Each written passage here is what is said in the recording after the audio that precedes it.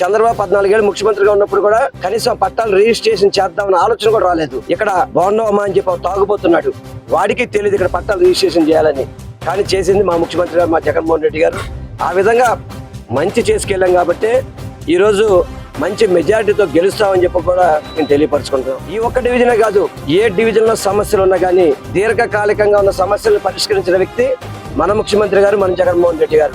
నేను ఒకటి మాత్రం చెప్తున్నాను, పవన్ కళ్యాణ్ నువ్వు ఎన్ని మోసాలు చేసినా, ఎన్ని మాయమాటలు చేసినా ఈ రోజు రాష్ట్ర ప్రజలు ఎవరు నమ్మే పరిస్థితులు లేరు. రాష్ట్ర ప్రజలు నమ్మే పరిస్థితులు లేరు. దయచేసి ఆరోపణలు మానుకో. ఎప్పటికైనా కానీ నీ పార్టీ నాయకులకి, కార్యకర్తలకి మేలు చేసే అవకాశం కల్పించు. ఇక్కడ పోతిరి మహేష్ అని చెప్పని నీ పార్టీ కోసం ఎంత కష్టపడ్డా అతను, ఏ టికెట్ ఎందుకు ఇవ్వలేదు? డబ్బు లేదనా? బీసీ కులం అని చెప్పానా? అంతేగాని ఎవరో కారణం అదేగా. కానీ మా జగన్మోహన్ రెడ్డి గారు సామాన్యులు టికెట్లు ఇచ్చాడు. ఏదైతే మీరు హేళన చేసిన టిప్పర్ డ్రైవర్ ఉన్నారో అటువంటి వ్యక్తులకు కూడా ఈ రోజు మా ముఖ్యమంత్రి గారు టికెట్ ఇచ్చి గెలిపించుకుంటున్నారు. అది మా ముఖ్యమంత్రి గారు బడుగు బలహీన వర్గాలకు ఇస్తున్న ప్రాధాన్యత.